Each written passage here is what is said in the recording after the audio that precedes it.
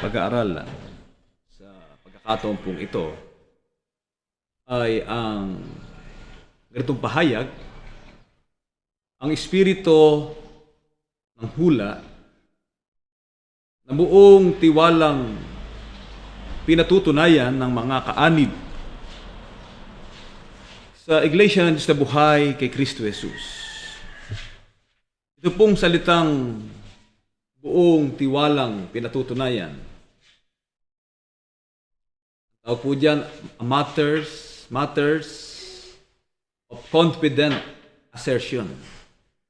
Matters of confident assertions. Ina-assert mo, ipinahayag mo, wala kang reservation of doubt o alinlangan dun sa katunayang meron ka. Yun po ang ibig sabihin ng buo, hindi po 100% buo. Walang kulang. Buong paninindigan, buong pagkapahayag na walang anumang reservation of doubt o alinlangan sapagkat taglay mo ang buong tiwalang pinatutunayan. Mahalaga po yan sa ating pagsasama-sama. Mahalaga po yan sa karapatang taglay ng bawat isa sa atin. Sapagkat sino man ika ay hindi tumatanggap ng karangalang ito, karapatan, karangalang ito, liban na kung tawagin siya ng Diyos na gaya ni Aaron. Makatuwid ay malinaw sa atin, buong buo natin pinagtitiwalaan ang pagkapatunay sa taglay nating karapatan ng mga kaanib sa loob ng Iglesia ng Diyos na Buhay kay Kristo Jesus. Sapagkat kung hindi po natin matataglay ang buong tiwalang pinatutunayan, ay magkakaroon po tayo ng inferior minds o ang kaisipang tila ligtas ka o tila hindi. Sapagkat hindi ka nakapagtitiwala ng buong buo. Kaya noong araw po, may mga pastor tinatanong, ikaw ba kay sugo? Sugo ikang tagabasa. Hindi niya masabing, ako'y sugo ng Diyos, ako'y lingkod ng Diyos, ako'y tauhan ng Diyos, ako'y tunay na iglesia ng Diyos na Buhay na may karapatan sa pangako pagliligtas ng Diyos. At naniniwala po tayo na may isang iglesia. At dito po sa bansang Pilipinas, buong-buo po ang ating pagtitiwala, ang ating organisasyon, ang ating pagsasama-sama. Walang intis, walang gatol kung tawagin. Pinagtitiwalaan natin na tayo ang katuparan at kaganapan ng pagbibigay ng Diyos ng karapatan sa pagtaglay natin ng isang patotoo. Ang patotoo na kung tawagin po ng Biblia ay ang espiritu ng hula. Espiritu ng hula. The spirit of prophecy. Ito pong salitang espiritu, galing sa salitang Latin na espiritu. Espiritu. Ito po ay isang kalagayan, kadalasan po ay hindi maunawaan ng marami. Pero piliwanag po yan ng ating Panginoon Kristo, ang isang espiritu, walang laman, walang buto, walang anyo. Tinatawag po itong hinga ng diwa, ng buhay. Sa makatuwid, ito po ay diwa ng buhay. Sa makatuwid, pag sinabi pong espiritu ng hula, ito po ay may buhay.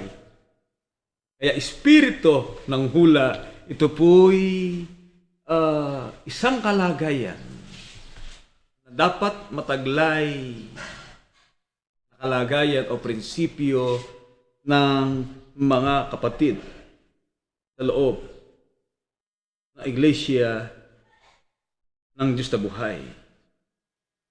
Kaya't maliwanagan din po natin sa pag-aaral na ito, ano pa itong tinatawag na espiritu ng hula, the spirit of prophecy na taglay natin, karapatang taglay natin sa ating pagkasama-sama, na siyang magbibigay ng buhay, magbibigay ng lakas, magpapalagablab ng ating mga kaloobang, magkaroon tayo ng tinatawag na confident assertion. Isang paninindigang pinagtitiwalaan natin na tayo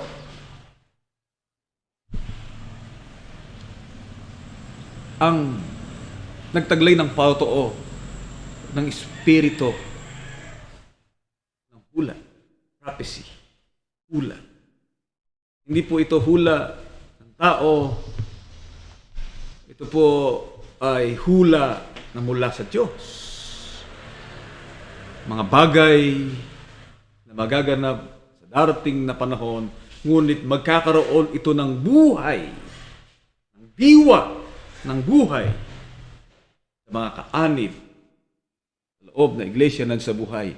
Dito po sa bansang Pilipinas, para ang bawat isa sa atin ay magkaroon ng isang matibay na paninindigan ng ating ginagawa, ng ating pagsusumikap, ng ating pagkakatiwalay, hindi po mawawalan ng halaga, kundi ito po ay may katunayan at may kaganapan at may katuparan sapagkat ang espiritu ng hulay may buhay na magaganap. Bawat isa sa atin, kung ito po'y sinalita pa noong unang panahon, libong taon na ang nakalipas, sa ating panahon, matutupad at matutupad kapagkat yan po'y espiritu ng hula. Ilang uring espiritu o diwa ng buhay meron ang tao sa lupa.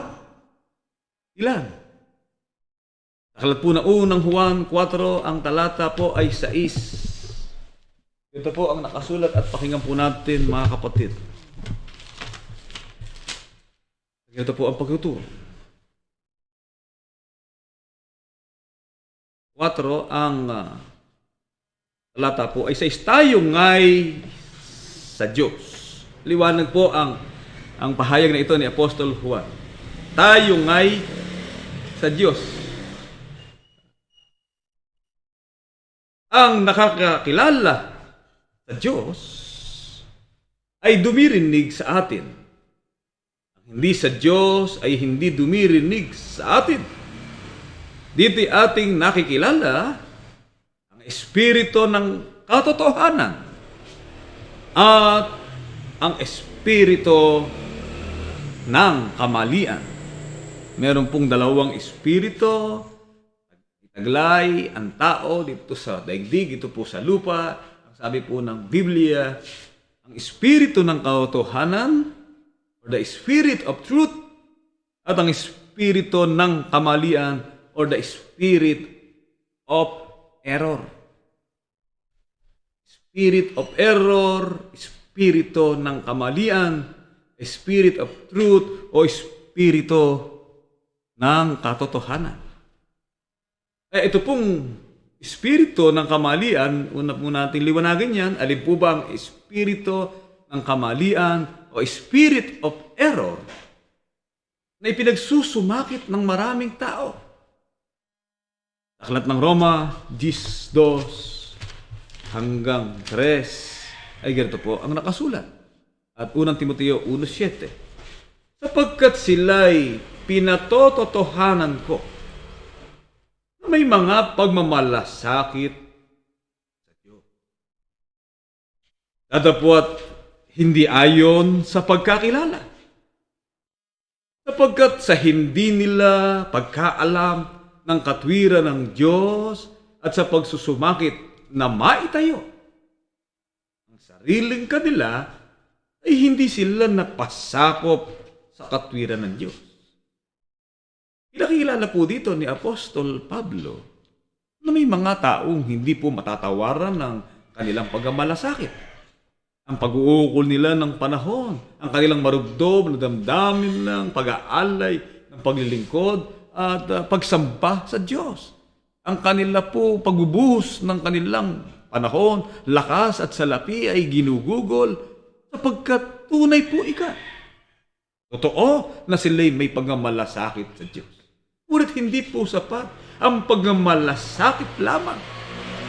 Nagmamalasakit sila sa Diyos, naniniwala sila sa halaga ng Diyos, sila ay nag-uukol ng panahon para sa Diyos.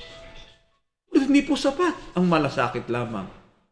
Sapagkat ito ikay hindi ayon sa pagkakilala. Bakit ika? Sapagkat kaya naging sablay. Saan po nagkaroon ng error? Hindi po nagkaroon ng error sa pagmamalasakit. Mahalaga talaga na magmalasakit ka sa Diyos. Ngunit sa kabila ng pagmamalasakit na ginugol ng tao, sa kanilang pagsamba at paglilingkod sa Diyos, ay nawalan ng saysay ang malasakit na yon sapagkat nagkaroon ng error.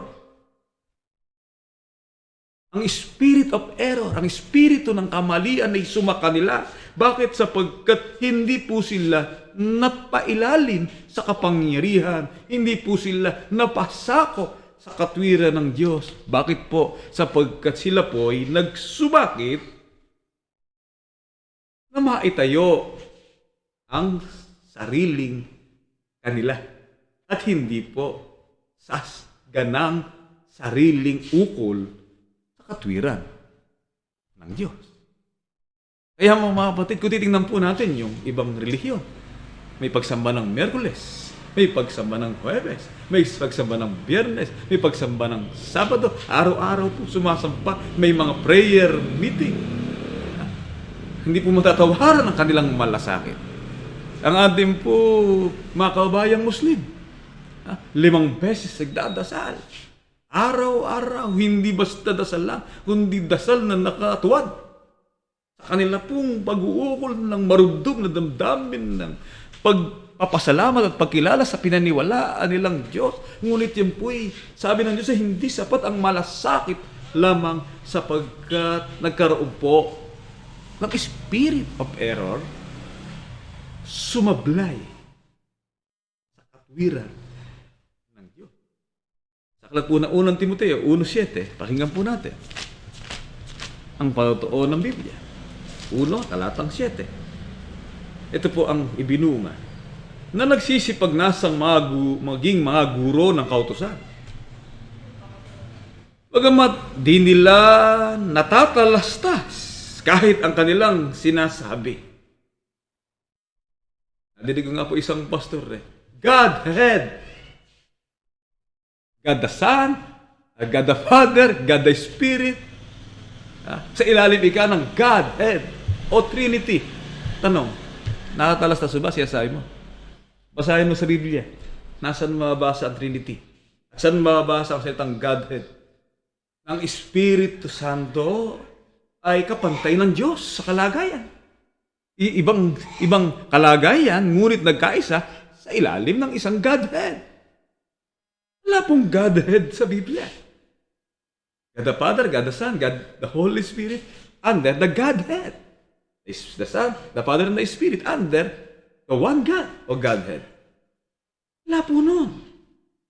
Hindi sila magkapantay. Sapagkat ang sabi ng ating Panginoon Kristo, ang aking amay, lalong dakila kaysa akin.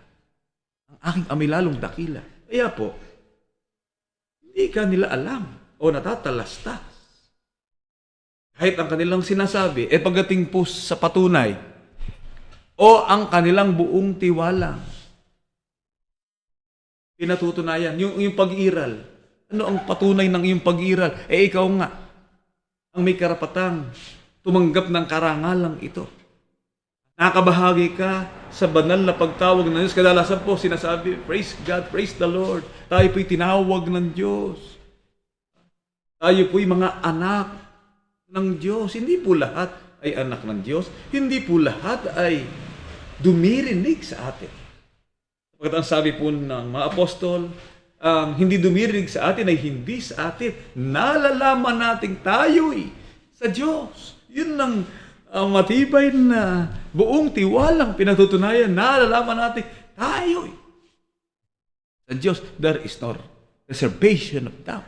Wala pong bahid ng anumang pag-aalinlangang pinaniwalaan ng mga apostol na tayo, hindi po sila ay sa Diyos. Sapagkat ang mga tao pong ito na nagmalasakit ngunit hindi po nakarating sa pagkaalam ng katotohanan ay dahil sa ipinagsumakit ang sariling kanila dahil po sa maling aral. At sino po ang promotor ng maling turo, maling aral? Ay mga guru daw o mga pastor na walang alam, hindi alam ang sinasabi po nila. Ang kanilang matter of confident assertion. Ngayon, unang Timoteo 4:1 hanggang 3 ay ganito po ang nakasulat at pakinggan po natin.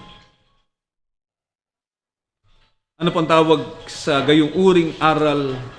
Ngunit hayag na sinasabi ng Espiritu, o sinasabi po ng Espiritu, ano po? Ano po yung sinasabi ng Espiritu? Ano pong sinasabi ng Espiritu? Na sa mga huling panahon.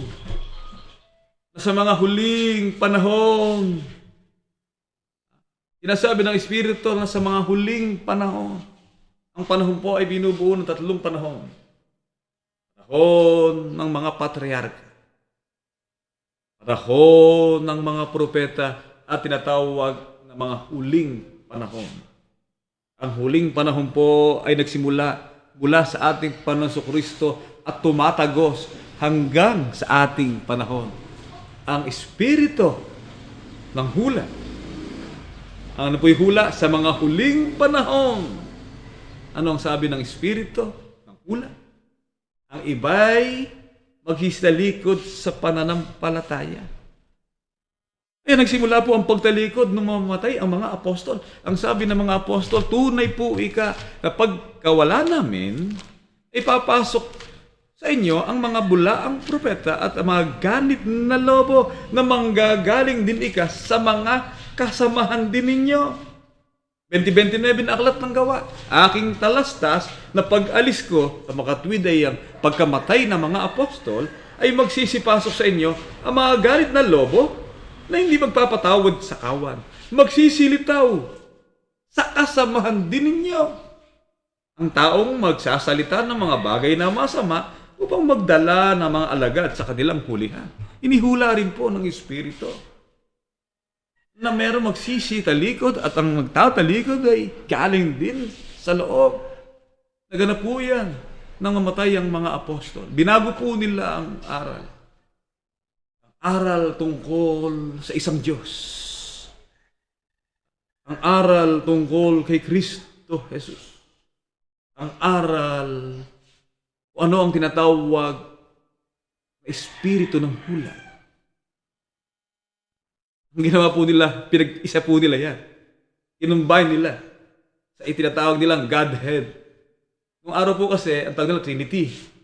Ngayon, hindi na po mabili yung Trinity dahil nga sandaan, and the doctrines of Trinity, there is one God, one Father, one Son, and one Holy Ghost, and these three are equal in essence, equal in nature, and equal in substance, but these three agree in one.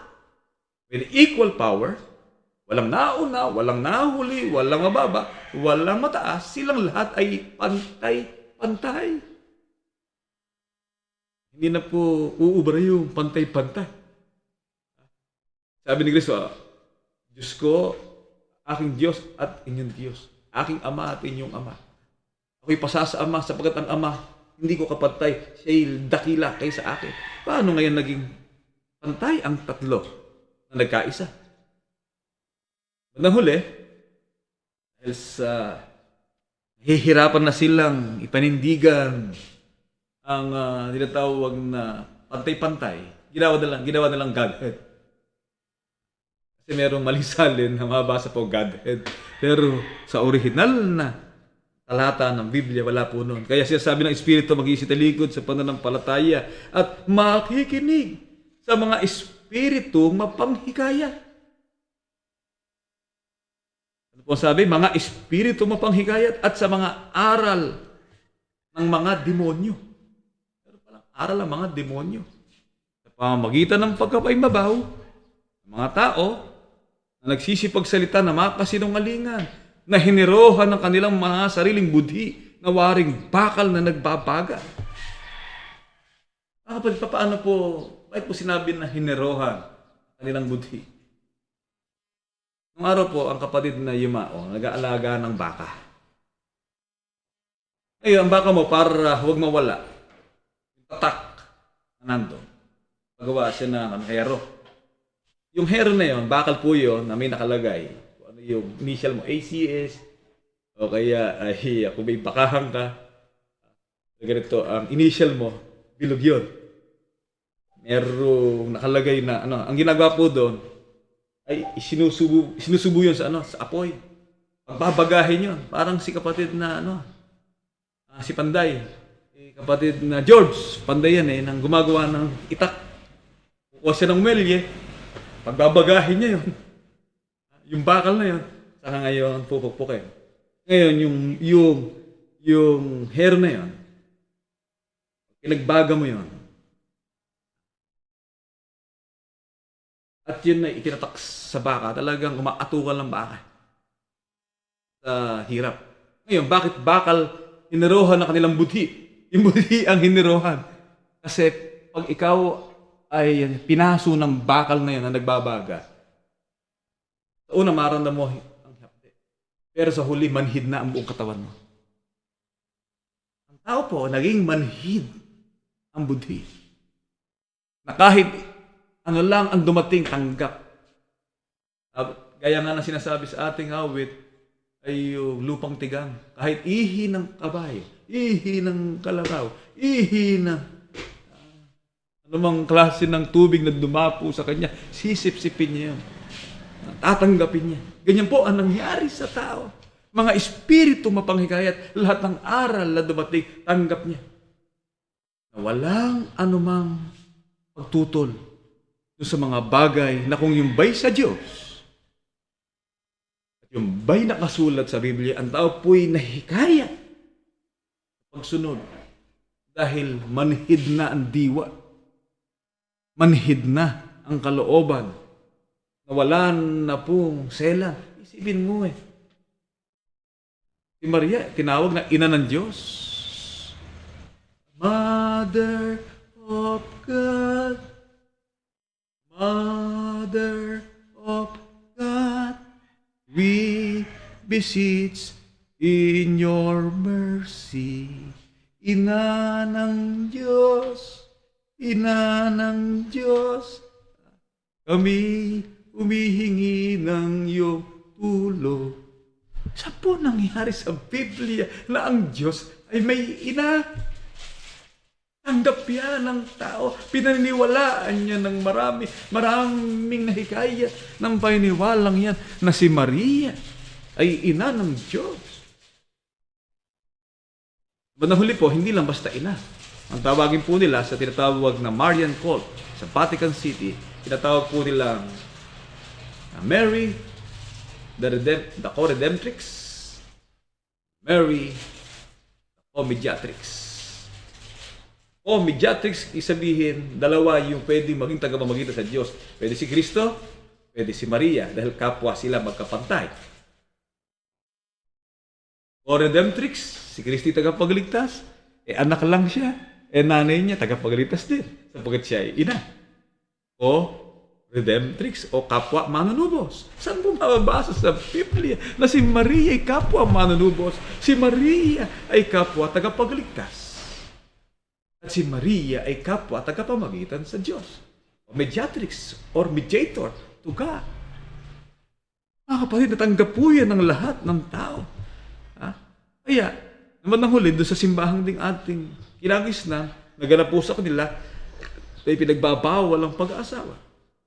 Pinag-utos na lumayo sa mga lamangkati, nilalang ng Diyos upang tanggapin na may pagkapasalamat ng mga nagsisampalataya at nakakaalam ng katotohanan. Kaya sa ibang pagpapaliwanag po, pag mga history of the Catholic faith, na ang mga pari binawal na magsipag-asawa. Nicolas Perez, binawal din ang pag-aasawa. Marami pong mga relihiyon na nagbawal ang pag-aasawa. At yan din po, sabi na Biblia, aral ng demonyo, mga espiritu, mapanghigayat. Ngayon, di ba naginawan po natin? Alam naman ang espiritu ng katotohanan. Intindihan po natin yung espiritu ng kamalian, the spirit of error. Hindi po sapat ang malasakit lang. Dahil nga nagkaroon ng error sa paniniwala. Sa paraan ng paglilingkod sa Diyos. Dahil po sa taglay ng maling aral at mga espiritu, na mga aral ng mga demonyo at mga espiritu mapanghikayat na pinamanihid na ang isip at espiritu ng tao na tanggapin ang bagay na hindi dapat tanggapin. Yan naman po ang espiritu ng katotohanan na di naunawaan ng maraming tao. Ito po yun. 1:15-26. Ito po ang nakasulat at pakinggan po natin. Alin to? Sa dadapat pagparito ng mang-aaliw. Sa Biblia, tinatawag na helper. Pero sa Old English ay iba po yung term eh. Yung sa Old Bible, sa New American Standard ay helper. Pero sa Old English o Old Bible ng 1901 Bible or American Standard, hindi po helper. Pero sa New American, helper ang tawag. O mga aligaya kung merong kang Old American Standard, pwedeng basahin po. Hindi po helper sa Old English. Pero gayon pa man, dapat pagparito ng mga aliw na aking susuguin sa inyo mula sa Ama. Makatwid, ito pong mga aliw ay susuguin sa inyo mula sa Ama. Halin po ito, sa makawid bagay ang espiritu ng katotohanan. Espiritu ng katotohanan na nagbubuhat sa Ama ay siya magpapatotoo tungkol sa akin. Sa makawid, ito po helper, ito pong tinatawag na mang-aaliw.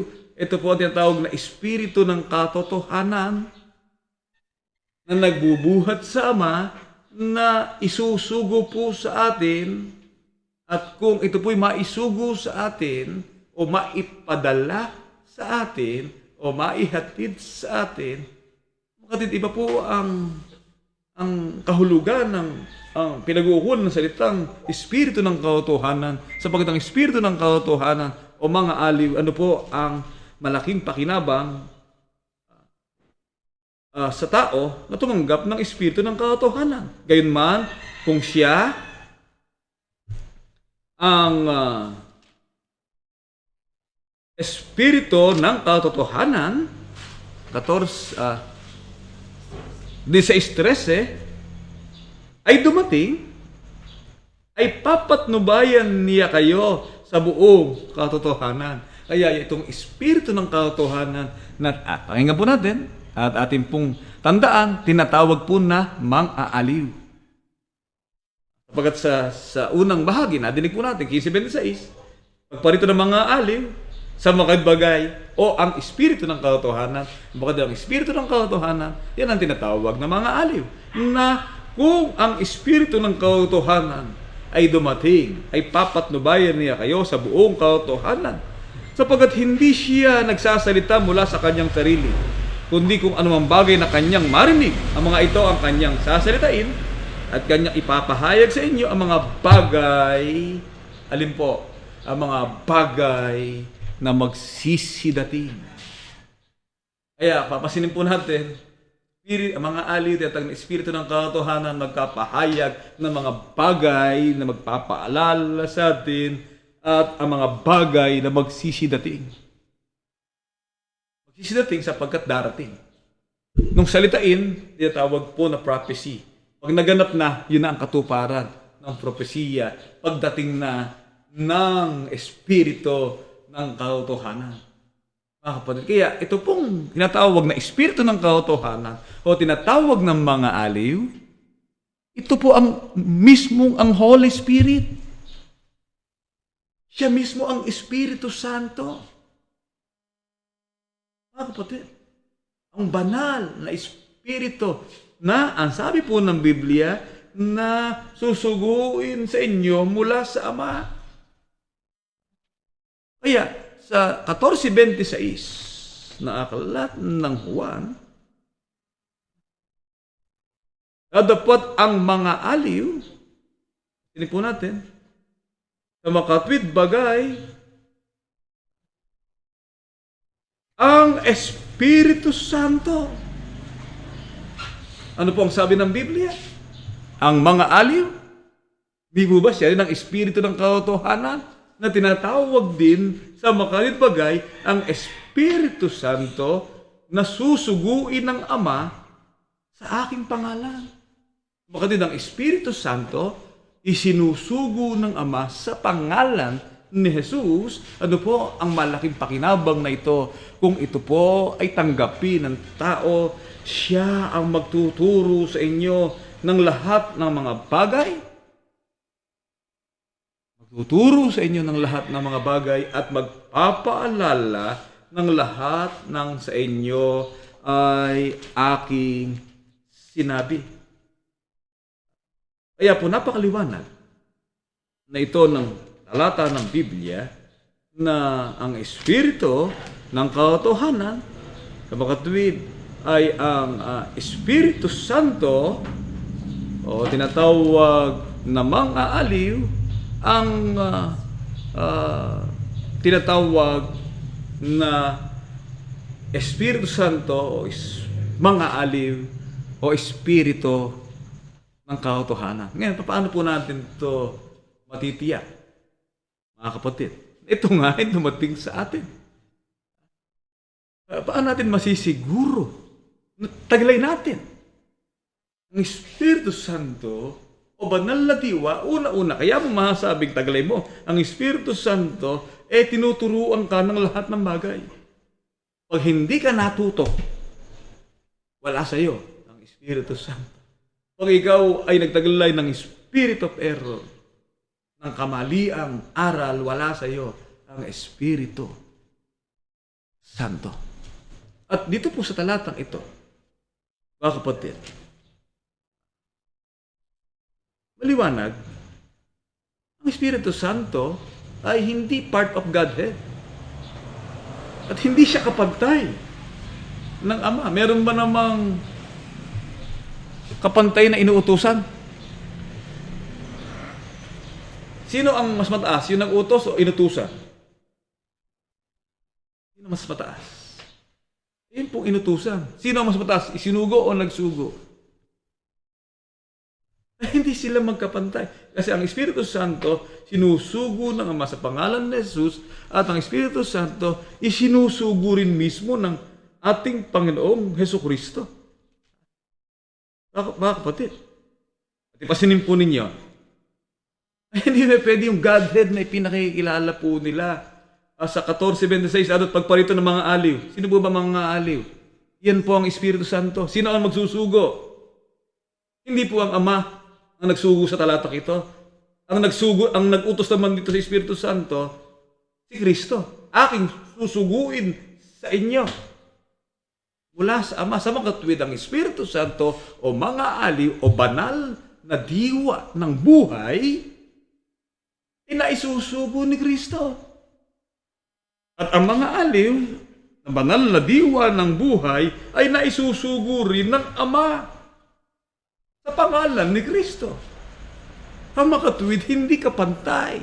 Walang God, the Holy Spirit. Ang banal na Espiritu ay banal na diwa. Na kung dumating ang bagay nito sa buhay ng tao'y mabubuhay siya, maglalagablab ang kanyang kalooban, magtataglay siya ng apoy, of fire, yung confidence. Nadamdamin ng pagkapatunay na sa kalagayan niya, meron siyang buong tiwala, pinatutunayan sapagkat pinag-aalab ang kanyang kalooban ng apoy na ito. Tinaglay din ng mga apostol.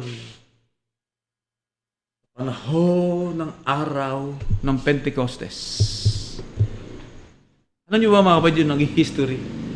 Nung araw ng Pentecostes, buwaba ang dilang apoy. Sabi ng Biblia, ito ang Holy Spirit. At ito rin ang Espiritu ng hula na naganap sa amin. Kaya ang sabi ng mga apostol, kami, tayo sa Diyos, sapagkat naranasan po nila, natanggap po nila yung kapangyarihang yon. Nang dumating sa kanilang Espiritu ng katotohanan, o ang mga aliw na umaliw ng kanilang kalooban sa kabila ng kanilang paghihirap na nagpalakas ng kanilang nangihinang kalooban sa kabila ng kamatayay, hinarap po nila ang lahat ng hirap at sakit at pagdurusa ng buhay. At hindi namatay po sa kanila yung apoy na nasa kanilang kaloobang manampalataya sila sapagkat sila'y nakasisiguro ng tunay na kaligtasan na pangako ng Diyos Ama na nasa langit.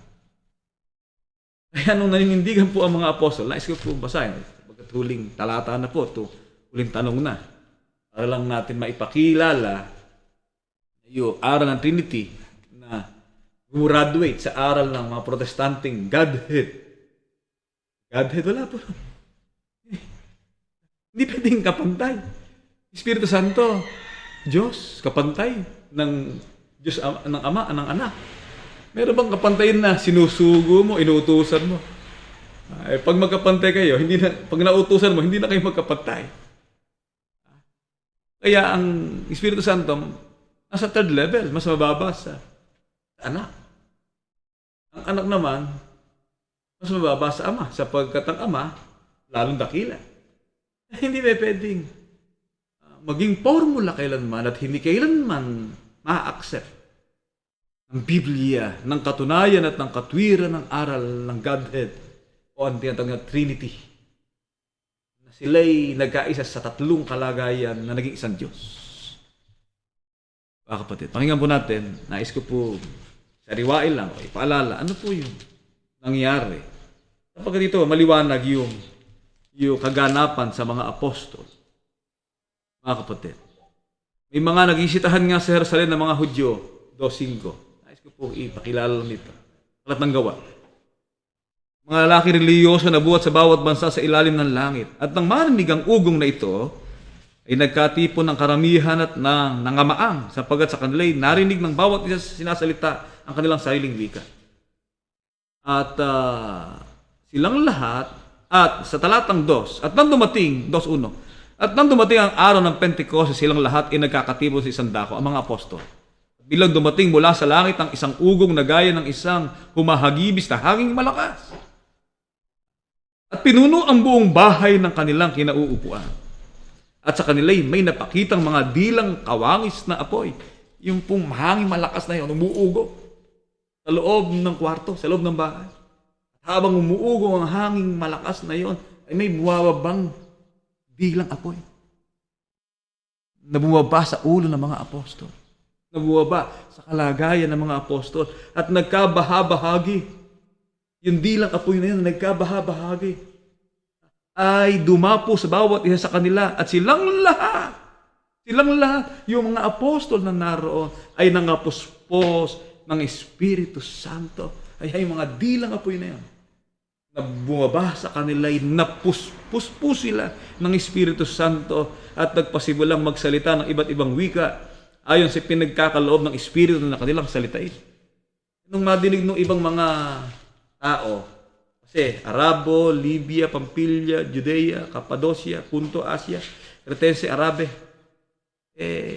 Bible ka, narinig natin sa ating sariling wika, yung salita natin na in the same time, in the same place, converted. Technology ng Diyos napakahusay. Teknolohiya ngayon lang natutunan Yung converted into your own language. Sasalita mga apostol sa sariling wika, pero pag ikaw ay Pilipinong naroon, nadidinig mo sa wikang Pilipino. o ikaw ay Amerikano na naroon sa oras na yon, yung sinasalita ng mga apostol, hindi Pilipino madinig mo, wikang Ingles ang marinig mo. O ikaw ay Arabo, sa araw na nakikinig ka sa sinasabi ng mga apostol, wikang Arabic ang marinig mo. Sabi ng iba, hindi ka. Yan ay nakainom lang ng spirit of wine. Ang espiritu ng alak ang nasa kanila. Kaya sila'y mga lasing. Nagsasalita sila ng mga iba't ibang wika dahil sila'y lasing. Mga kapatid, hindi po kami lasing. Ngayon ikatlo pa lang ng alas 9 pa lang ng umaga. Hindi oras para maglasing. Totoo narinig po nila. At yan po ay kaganapan ng hula sa mga apostol para matupad ang tinatawag na espiritu ng hula. Sapagkat hinula ka sa aklat ni Joel 2:16, dapat ito'y yaong sinilita sa magitan ng propeta Joel at mangyayari sa mga huling araw. Sabi ng Diyos na ibubuhos ko ang aking espiritu sa lahat ng laman. Spirit of prophecy, espiritu ng hula, ang tinanggap ng mga apostol sa bisa ng kapangyarihan ng Espiritu Santo o ang espiritu ng katotohanan. Ang inyong mga anak na lalaki at babae manghuhula, ang inyong mga binatay makakita ng mga pangitain, ang inyong matatanday makisihagi panaginip ng mga panaginip. Oo, ang aking mga lingkod na lalaki at aking mga lingkod na babae sa mga araw na yon, ibubuhos ko ang aking espiritu at makisipang hula sila. Kapakita ako ng mga kabalagan sa langit sa itaas at mga tanda sa lupa sa ibaba. Kaya yun ay kaganapan. Yung kaganapan ng Espiritu Santo pagdating sa inyo. Sa mga katibagay, ang Espiritu ng katotohanan, ang patotoon ni Jesus na siya rin tinatawag na Espiritu ng hula. Yan po karapatan. Kaya anong araw, meron po tayong paksa ang himaong kapatid na abilito, 3 karapatan taglay ng mga mangaral at mga kaanib. Karapatan sa bisa ng mukhaan, tawag ng mukhaan, patong ng kamay, at sa bisa ng hula. Kaya ito po, hulang binabanggit, ang Espiritu ng hula, Spirit of prophecy, sa pamamagitan ng Espiritu Santo sa ating ipinagkaloob. Bakit po ang Espiritu ng hula? Ang Espiritu ng katotohanan na buong tiwalang pinatutunayan ng mga kaanib. Ay buong tiwalang pinatutunayan ng mga kaanib sa loob ng Iglesia ng sa buhay ni Kristo Jesus. Sa pangunguna po ng ating mga manggagawa, sa pangunguna ng ating punong lingkod, kapatid na Ruel B. Santiago sa ating panahon. Ano po ang sabi ng kasulatan ni Ikalawang Pedro 1:19 hanggang 21? Ay ganito po ang nakasulat. At kami ay merong lalong panatag na salita ng hula. Na mabuti ang inyong ginagawa kung ito inyong sinusundan na gaya ng isang ilawang lumiliwanag sa isang dakong madilim. Hanggang sa pagbubukang liwayway at ang tala sa umaga'y sumilang sa inyong mga puso. Na malaman muna ito na alinmang hula ng kasulatan ay hindi nagbuhat sa sariling pagkapaliwanag. Sapagkat hindi sa kalooban ng tao dumating ang hula kailanman. Kundi ang mga tao ay nagsalita buhat sa Diyos na naudyukan ng Espiritu Santo. Bakit sa pagkakataon pong ito? Ang inyong mga mangaral, mga kaanib at mga mangaral sa loob ng Iglesia ng sa buhay ay buong tiwalang nakapagsasalita. Ang Iglesia ng Diyos na buhay kay Kristo Jesus, ang bahay ng Diyos na natupad sa ating panahon, sa ating kalagayan at sa ating katauhan. Hindi po ito sa sariling pagkapaliwanag lang. Hindi po dumating sa ating kagustuhan lang. Hindi po ito nangyari sa bisa ng ating adikain lang. Ito po'y dumating sapagkat dumating sa atin ang pagtawag ng Diyos, ang pagmamahal ng Diyos, ang pagkapahalaga ng Diyos sa ating panahon. Parang Espiritu ng hula. Kaya sabi ng mga apostol, kami ay may panatag na salita ng hula. Ano naman tayo? Kasi salitang kami. Si Apostol Pedro nagsalita nito eh. Ang Diyos yan naglagay ng ilan sa iglesia, una-una yung mga apostol, hindi ka apostol. Ikalawa yung mga propeta, hindi ka mga propeta. Saan tayo malagay? Ikatloy, mga guro. makatwid tayo pong lahat nasa ilalim pa rin ng iglesia. At kinakailangan matupad sa atin ang buhay ng ating kalooban, nabubuhay sa atin sapagkat taglay mo ang tinatawag na hinga ng buhay na banal na nanggagaling sa Diyos. Kung tawagin po ay Holy Spirit. At dahil po diyan, mga kapatid, tayo pinagsasalita, buhat sa Diyos, sapagkat naudyukan tayo ng Espiritu Santo. Wala po noon, natagalay natin ang isang liwanag. Ang liwanag na dala po ng Iglesia ng Staboy, hindi liwanag ng ang dating kuti-kutitap. Andap-andap. Talagang totoong liwanag ang dumating sa bawat yasag at ang liwanag na yan ilarawan ng apoy. Kaya meron kang marubdog na damdamin. May init. May mingas. Ang alab ng ating loob. Magpatuloy at manatili sa ating pagsasama-samang ito sa pagkatagalay po natin ang espiritu ng hula. Hindi sa kalagayan ng mga apostol, iba yung kanilang kalagayan. Sapagkat ang kalagayan po nila ay dumating sa kanilang espiritu ng hula sa magitan ng speaking in tongue. Hindi tayo nag-i-speaking in tongue. Wala sa atin ng speaking in tongue. What is speaking in tongue? Salita ako ngayon, sa wikang Tagalog, marinig na mga Cebuano. Hindi po gano'n. Ano yung kulang naganap sa atin? Yan ang ating aalamin. Kasi lahat pong yan ay part ng buong proseso ng Diyos sa pag-uudyok ng kanyang Holy Spirit. Sa aklat ng Juan 6:63, pakinggan po natin ang sabi po ng ating Panginoong Kristo. 6:63 na aklat ng Juan, ang Espiritu nga ang bumubuhay. Tanong, sa pananampalataya ba kapatid ngayon? Ano ba ang status mo?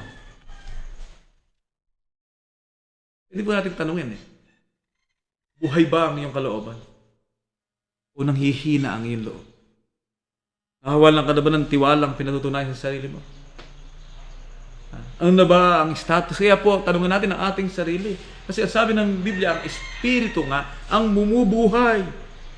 Sa laman ay walang anumang pinakikinabang.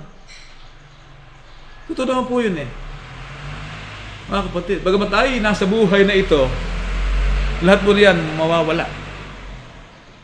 Pag yun natawag na, tinignan mo, yun talagang end point, end result.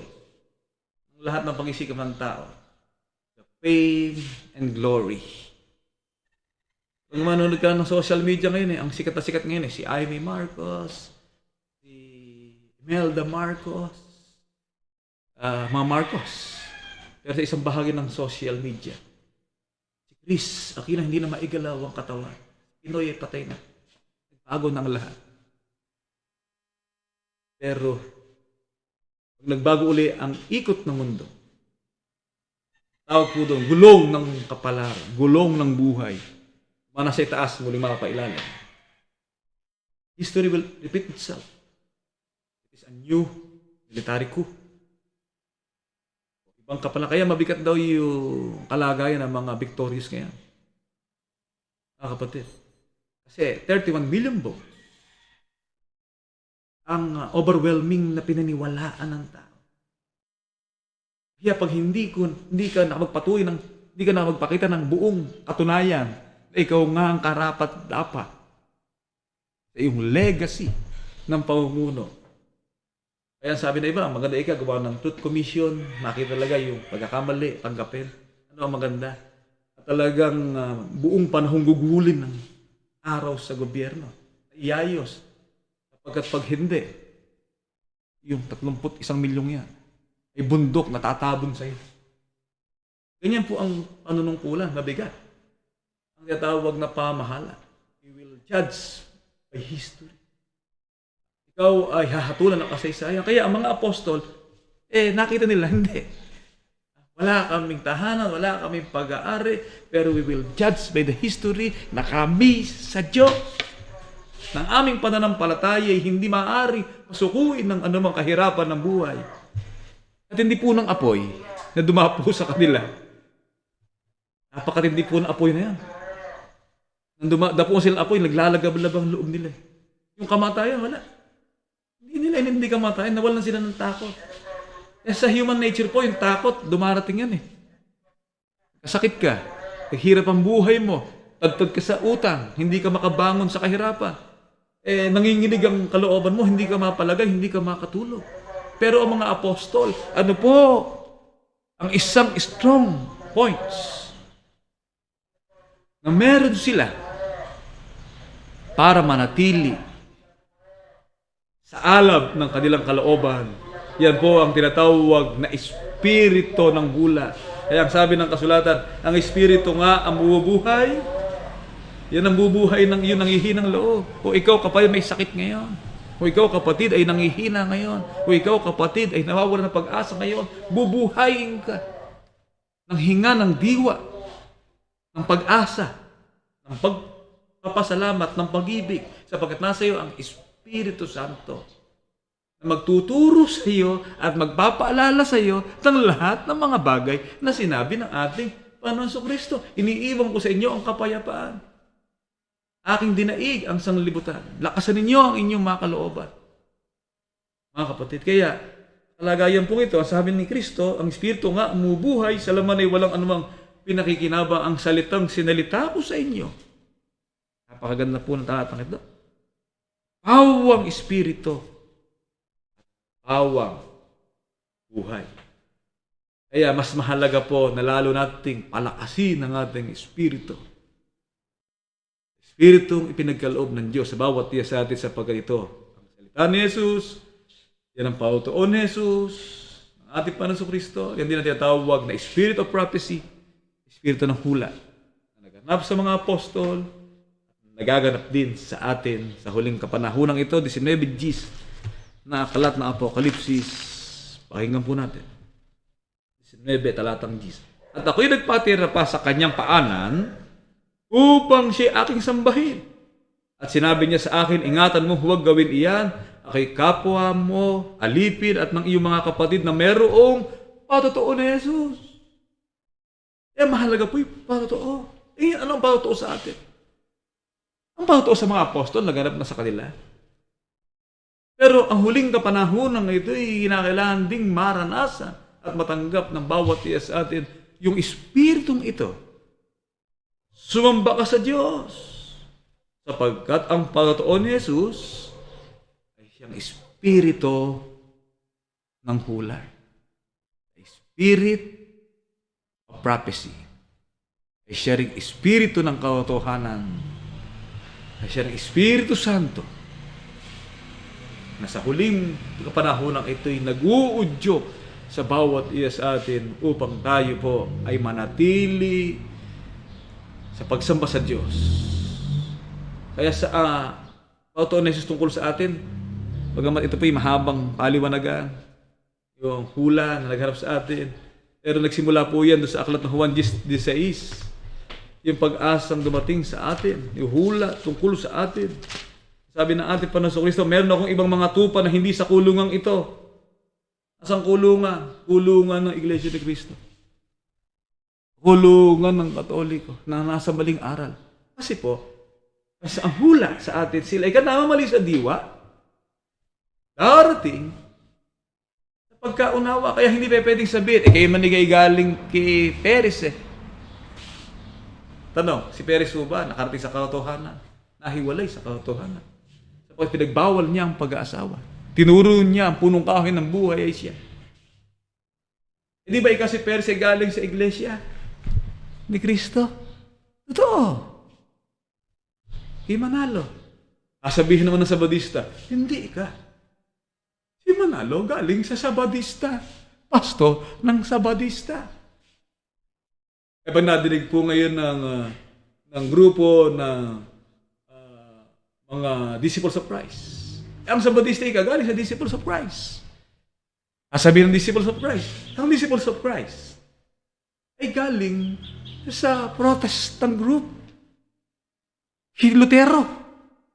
kay Martin Lutero o kay Calvinist. Sasabihin naman nila Martin ng grupo ni Martin Lutero at nakalaban ni Martin Lutero, ang protestante galing sa Katoliko. Sabihin ngayon ng Biblia, sa magitan ng Espiritu ng hula, darating ang panahon, sinasabi ng Espiritu ang iba'y magsisitalikod sa pananampalataya. Ang sabi ni Apostol Pablo, ang mga Katoliko, walay sa iglesia ng Diyos na pinangunahan po ang paghihiwalay ng matuwid na aral ng pakialaman ni Constantine the Great. Napanood ko po sa National Geographic Channel or yung timeline. Si Constantine po pala, merong religion na pinaniwalaan na sinao ng relihiyon na ginawa nila i-convert Christianity sa relihiyon niya. Kaya, pag ikaw Katoliko ngayon, ang Diyos po, ang sinasama mong Diyos, si Constantine. In the inner settings of spirit of error. Convert niya into Christianity yung paganism sa new version sang-ayon sa aral na pininiwalaan ni Constantine. Sa buong nasasakop ng simbahang malaganap, bisan nadidinig ko, ang simbahang pinakamamahal ng Diyos. Hindi po. Hindi simbahang pinakamamahal, kinabubusitan. Kaya bumagsak. Ang sabi ng Biblia, huwag kayong matakot, munting kawan. Sapagkat sa inyo'y ibigay ng Ama, nalulugod ng Ama na sa inyo'y ibigay ang kaharian, hindi sa simbahang malaganap. Kaya po, ang kapatoong nangyari sa atin, meron akong ibang mga tupa na wala sa kulungan ito. Nasa ibang kulungan. Sabi ng mga propeta, sila mali sa diwa. Wala problema, galing ka kay Perez. Galing ka sa mali eh. Dumating ka na. Sa pagkaunawa. Natama na ang ating pananiwala. Nakarating na po tayo. Eksakto. Pagsasama-sama. Na dito po naganap ang espiritu ng hula na buong tiwalang pinatutunayan mga kaanib sa loob na iglesia ng sa buhay. Kapag sila'y magiging isang kawa at magkakaroon. Kapag kinakailangan lang po, buhayin natin. Kapag alabin po natin, palakasin po natin, kapag dapatin po natin sa ating sarili na tayo po'y karapat-dapat. Espiritu ng hula, tiwalang pinatunayan. At pag ito po ay nanatili sa atin, kasi pag nawala ang spirit of truth, papalitan niya ng spirit of error. Kaya kinakailangan po manatili tayo sa Diyos, manatili tayo sa kalagayang itinawag. Bawat isa sa atin, papagningasin po natin ang ating mga espiritu. Ganito po at